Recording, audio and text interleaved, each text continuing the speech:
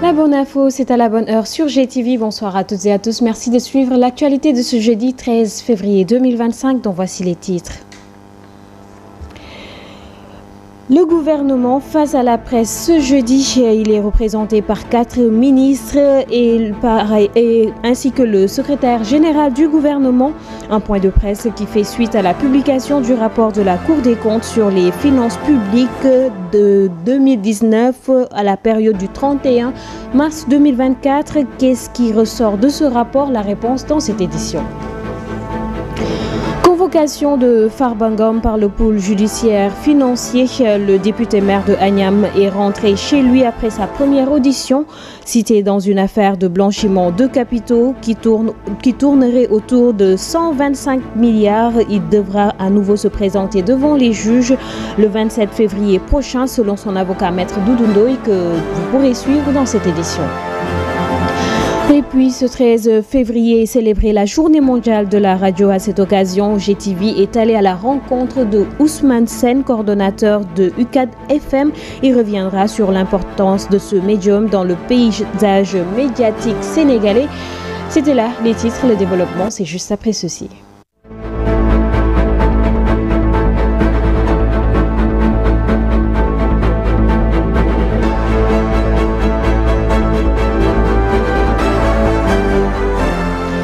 Le rapport accablant de la Cour des comptes publié ce mercredi couvrant la période de 2019 au 31 mars 2024 a révélé l'existence d'une dette bancaire colossale contractée en dehors des circuits budgétaires officiels.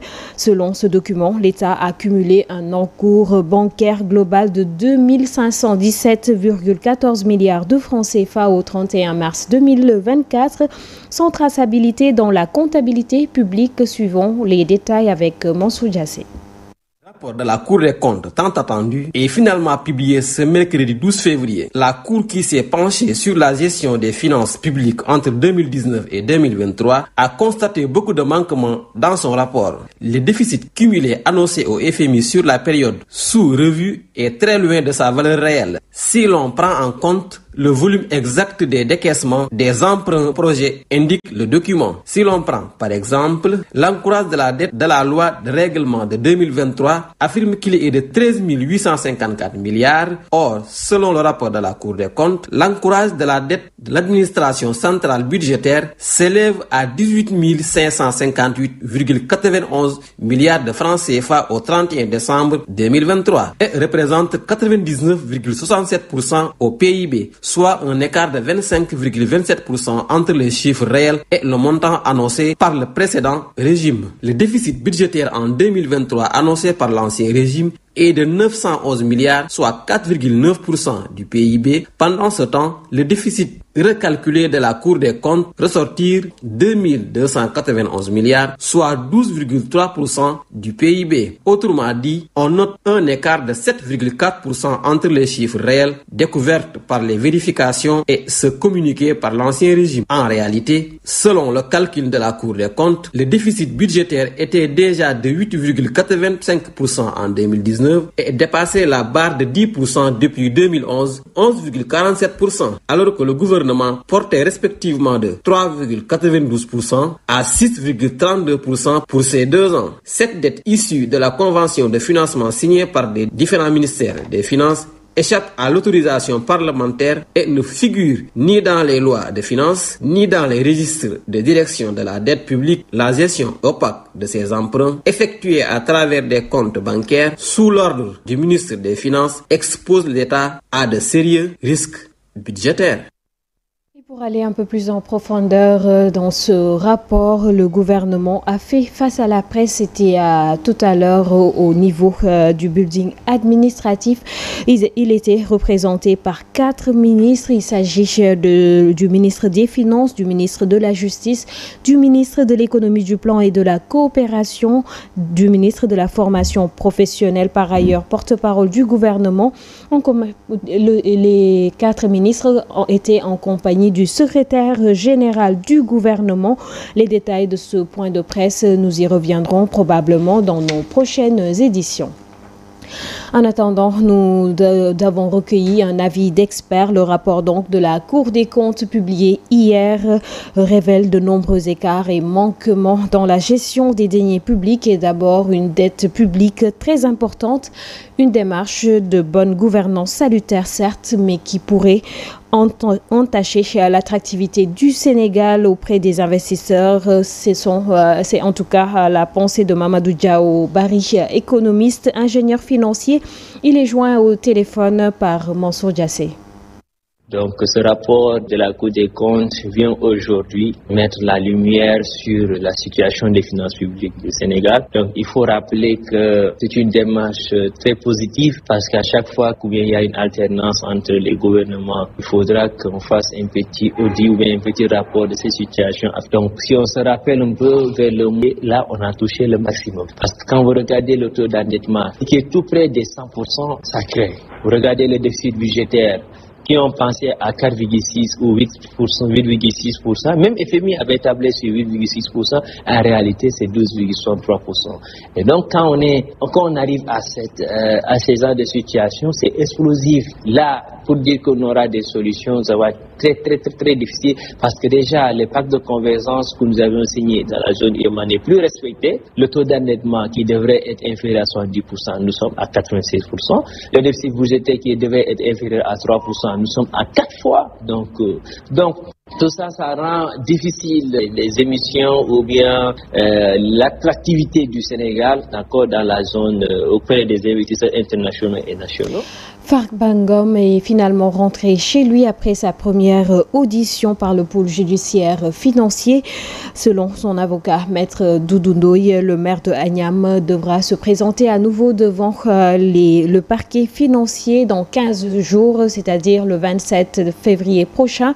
Mais Maître Doudou Ndoye n'a pas voulu aller plus loin sur les charges retenues contre son client, invoquant le secret de l'instruction et son devoir de réserve, ou plutôt son obligation de réserve, suivant les propos de Maître Doudou Ndoye au micro de Ali Mangassa. Les avocats du Sénégal et de France qui ont l'honneur de défendre les droits de Mohamedou Di Farba Ngom, ils m'ont mandaté pour dire en leur nom qu'ils sont des auxiliaires dignes d'une justice honorable qui respecte les droits de chaque personne. Nous sommes venus ici pour protéger les droits de tous les citoyens du monde, car le Sénégal aussi peut accueillir des citoyens du monde et les soumettre à son droit. Et nous aurons à défendre ces citoyens du monde sur le territoire du Sénégal. C'est pourquoi nous avons voulu ensemble faire avec les juges du Sénégal que notre droit soit un droit rassurant qui respecte les libertés de tout le monde. Et aujourd'hui, nous avons eu l'honneur et le bonheur de contribuer à cet ouvrage. Notre client, M. Farba Ngom, est là, à nos côtés. Il rentre chez lui, avec nous. Nous espérons pouvoir nous reposer. Et nous nous retrouverons avec les juges dans 15 jours pour poursuivre les éclairages que nous devons apporter à notre société. Au-delà de ses avocats, le député maire Farba Ngom peut compter sur ses camarades de parti pour sa défense. Lors d'une rencontre organisée à la veille de la convocation, les députés, les membres plutôt militants de l'APR, venus nombreux soutenir leurs camarades, ont prié de toute leur force qu'il s'agissait bien d'une injustice. Moussa Bokar Thiam a dénoncé une forme politique consistant à utiliser la justice pour liquider des adversaires politiques. Ils se disent prêts à faire face à ce nouveau régime, suivant les propos de l'ancien ministre Moussa Bokar Thiam. Cette cabale contre Farba Ngom est un règlement de compte piloté par Ousmane Sonko, qui, d'un ton menaçant, lui avait promis la guerre. Donc la guerre est ouverte entre Ousmane Sonko et honorable député Farba Ngom. C'est la première fois dans l'histoire du Sénégal, première fois dans l'histoire politico-judiciaire, qu'un député élu voit son immunité parlementaire levée, le député jeté à la vindicte populaire par un communiqué, jusqu'à aujourd'hui sans aucun motif clairement identifié et clairement reproché aux députés. Les avocats de Farba Ngom ont fustigé qu'ils ignorent jusqu'à ce jour pourquoi Farba Ngom est convoqué. Avoir des soupçons de détournement de deniers publics sur quelqu'un qui n'a jamais géré des comptes publics, c'est la première fois dans l'histoire du Sénégal. Avoir des soupçons de blanchiment de capitaux sur quelqu'un recevant de l'argent provenant du trésor public, c'est la première fois au Sénégal. Nous devons œuvrer à la préservation de l'unité nationale pour un Sénégal de paix et de prospérité. Le préfet du département de Dakar vient d'interdire la demande de marche collective des 44 travailleurs en cessation d'activité au niveau du ministère des Mines. Mais selon Omar Dramé, coordonnateur du collectif interministériel des agents de l'administration sénégalaise, la lutte va se poursuivre et demain, lors de la grande manifestation organisée par les centrales syndicales au niveau de la CNTS, ils en profiteront pour décliner leur feuille de route pour la suite du combat, suivant ces propos au micro de Fatima Sey par téléphone. Le collectif des 44 travailleurs en cessation d'activité du ministère de l'Énergie, du Pétrole et des Mines a reçu la notification du préfet du département de Dakar interdisant la demande de marche pacifique qui devrait se tenir aujourd'hui. Et l'itinéraire qui avait été tracé, c'est de débuter au niveau du siège de Amnesty International section Sénégal jusqu'au rond-point Liberté 6. Le motif évoqué par le préfet entrave à la circulation des biens et des personnes. C'est la même sanction depuis l'arrivée de ce nouveau préfet qui, à chaque fois, si les organisations syndicales déposent des demandes de marche, il évoque les mêmes motifs. Ce qui est inadmissible et inacceptable dans un pays de droit où le droit de marche est inscrit au niveau de la Constitution. Mais cela ne nous décourage guère. Nous allons poursuivre le combat et dès demain, nous allons faire une mobilisation et assister à la grande manifestation qui est convoquée par les centrales syndicales. Et nous aurons l'occasion de faire une importante communication à travers la presse pour donner suite à notre combat. Nous estimons que nos droits ont été bafoués et que le ministre Birame Souleye Diop doit impérativement nous rétablir dans nos droits. Et véritablement, le combat va se poursuivre jusqu'à satisfaction totale de cette revendication qui est une demande sociale. La mort de l'étudiant Matar Diagne, étudiant à l'université Cheikh Anta Diop, à l'université Gaston Berger plutôt de Saint-Louis en Master 1 et en droit public. Nous en reparlons. Pour ce faire, nos reporters ont fait un tour à l'université Cheikh Anta Diop de Dakar pour recueillir l'avis des étudiants. Selon eux, ce drame peut s'expliquer par plusieurs raisons, notamment la pression sociale, mais également la vie estudiantine qui n'est pas du tout facile. Le reportage est signé Mam Awassal et Boubacar Diagne. Lendemain de la mort de Matar Diagne, l'étudiant en Master 1 retrouvé pendu dans sa chambre lundi dernier, une nouvelle affaire de suicide agite l'IGB. Selon cet ancien étudiant à l'université Cheikh Anta Diop de Dakar, il pense que ceci est dû à plusieurs raisons. Alors moi, j'ai seulement deux analyses à faire par rapport à cela. Donc la première, c'est en fait qu'on se rende compte que la dépression est quelque chose de réel. On le vit. Aujourd'hui, quand on est étudiant, on fait face à beaucoup de pression, notamment quand on est un homme. Il y a beaucoup de pression en fait qu'on nous met, on apprend beaucoup de choses.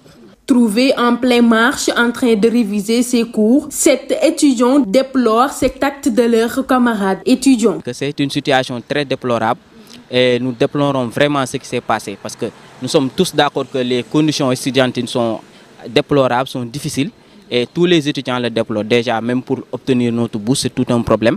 Et je pense que toujours, il faut que la société soit également du côté des étudiants. Il faut que ce soit la famille, que ce soit les amis et même les étudiants entre eux. Toujours dans le même sillage, ce jeune ingénieur préconise des solutions afin d'éviter pareille situation dans les milieux universitaires. Donc la solution que je vais donner, c'est de parler.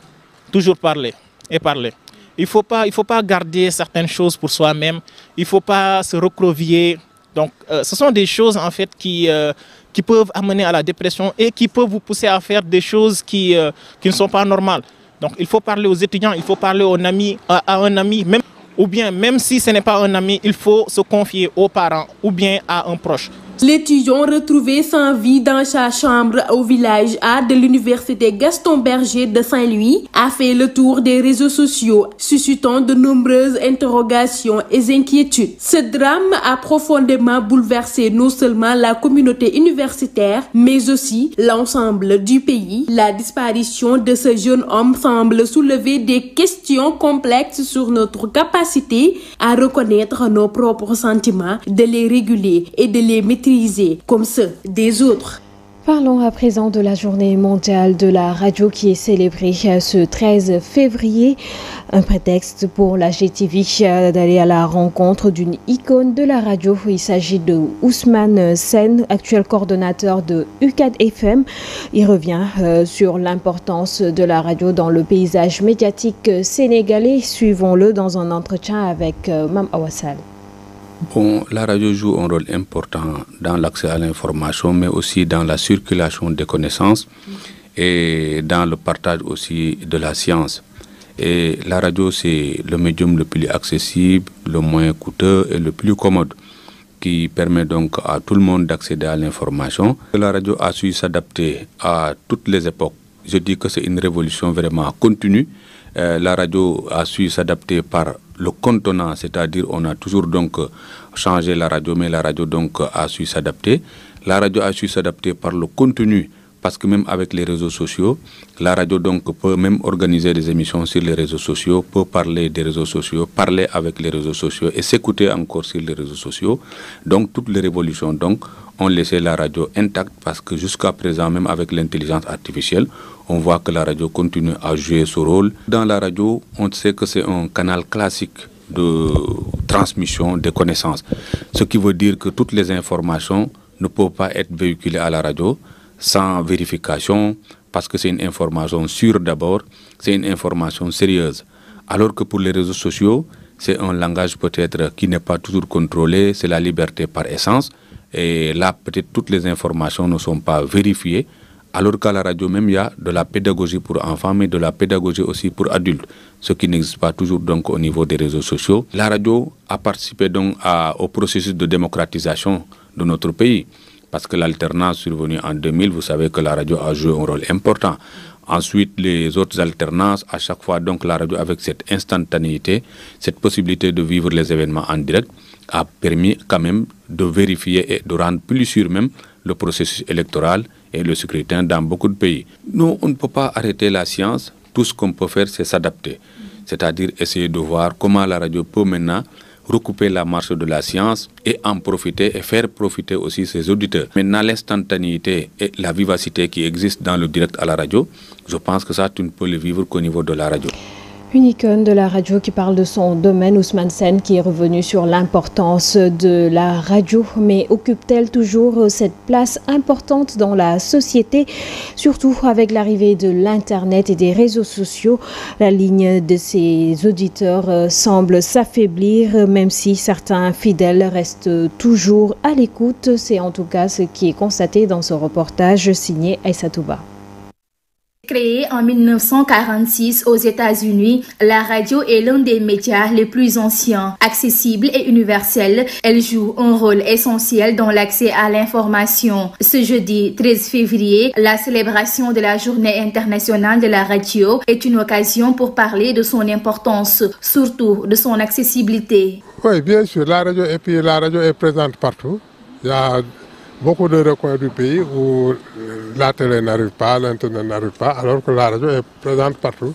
Donc la radio tient toujours son importance. Auparavant, la radio était incontournable pour l'accès à l'information, mais aujourd'hui, son intérêt semble moins visible avec la présence de l'Internet qui constitue une menace pour son existence. La radio auparavant était une importance capitale parce que ça nous permettrait de s'informer, d'avoir des informations à travers le monde.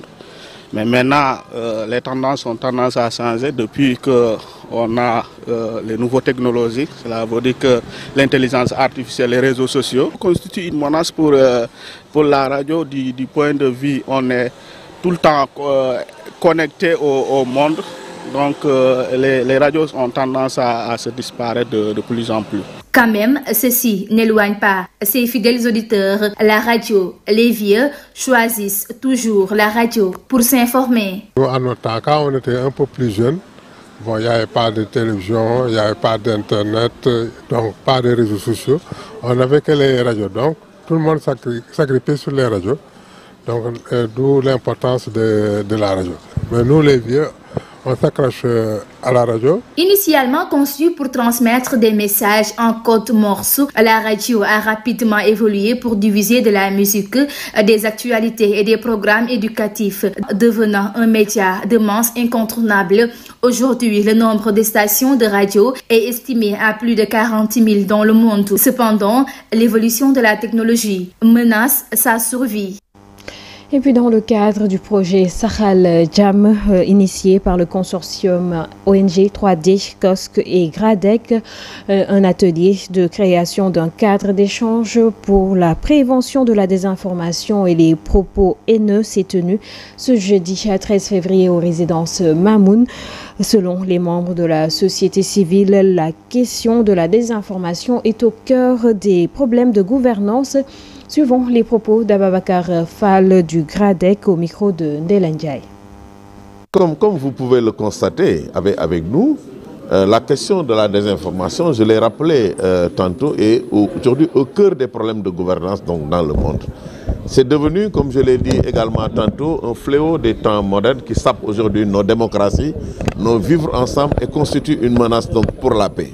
C'est la raison pour laquelle, dans le cadre du programme donc, Sahel Jam, qui regroupe le consortium ONG 3D COSC GRADEC, nous avons estimé qu'il fallait quand même mettre en place donc, ce cadre pour qu'avec les acteurs donc, des médias, les autorités publiques, donc le gouvernement, qu'on puisse vraiment travailler à réfléchir aujourd'hui sur les mécanismes qui pourront nous permettre un peu vraiment de faire face aux effets de la désinformation.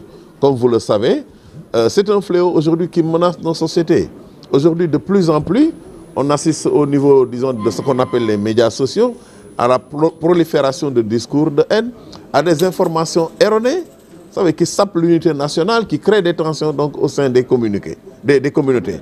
Et donc, sur ce plan-là, je pense que quand même, il était quand même salutaire de mettre en place donc, ce cadre pour voir comment vraiment amener aujourd'hui donc, à un peu réguler. Ce n'est pas peut-être très simple, mais je pense que avec l'effort donc des uns et des autres, nous y arriverons. Avec donc le soutien des journalistes, de l'État, nous arriverons à mettre en place donc un cadre, à le rendre donc pérenne, afin que donc par un travail de communication, de sensibilisation, qu'on puisse arriver vraiment à responsabiliser davantage la presse, les journalistes donc de tous bords, pour que vraiment la désinformation puisse en fait être vraiment combattue donc de façon efficace. Le type de cadre, nous allons y réfléchir. Nous avons justement, nous n'avons pas, disons, de modèle prédéfini. Nous avons invité donc à cet atelier les professionnels donc, des médias, les représentants de l'État, et nous allons voir comment le cadre va être structuré, quel contenu donc, il faudra donc donner au cadre. Place maintenant au round-up de l'actualité internationale pour parler du Bénin qui a rappelé son ambassadeur au Niger pour des propos jugés non conformes à la ligne des autorités. Et puis en Allemagne, une voiture a foncé sur des personnes à Munich, plusieurs blessés selon la police. L'essentiel de l'actualité internationale avec Kamsatou Gano. Béninoises qui ont décidé de rappeler leur ambassadeur en poste à Niamey pour consultation en cause des propos tenus par l'intéressé le 1er février dernier lors d'une cérémonie à Gaïa dans le sud du Niger. Gilda Akonga avait déclaré en ces mots: « Je demande pardon au peuple nigérian, au nom de mon pays, des propos qui ont beaucoup de mal à passer à Cotonou. RDC Congo, une déclaration composée des églises catholiques et protestantes a été reçue mercredi 12 février à Goma par Corné Nanga, le coordonnateur de l'Alliance Fleuve Congo. Après Kinshasa, les religieux ont poursuivi leurs consultations pour un pacte social pour la paix et le bien vivre ensemble en RDC à Congo et dans la région des Grands Lacs, dans la ville désormais en grande partie contrôlée par le groupe armé soutenu par l'armée rwandaise. Allemagne, une voiture a foncé sur des personnes ce jeudi 13 février. Selon le journal Bild, 15 personnes ont été blessées. Le conducteur a été neutralisé et ne présente plus aucun danger, a annoncé la police de Munich. Le Kremlin a indiqué jeudi vouloir assez rapidement une rencontre entre le président russe Poutine et son homologue américain Donald Trump après l'appel téléphonique la veille entre les deux dirigeants qui ont convenu de commencer à négocier la fin du conflit en Ukraine. Le président américain a annoncé dans la foulée qu'il rencontrera son homologue russe en Arabie Saoudite, a-t-il déclaré à des journalistes à la Maison-Blanche. Voilà, c'est la fin de ce journal. Merci de l'avoir suivi. Excellente suite de programme en compagnie de GTV. Bonsoir.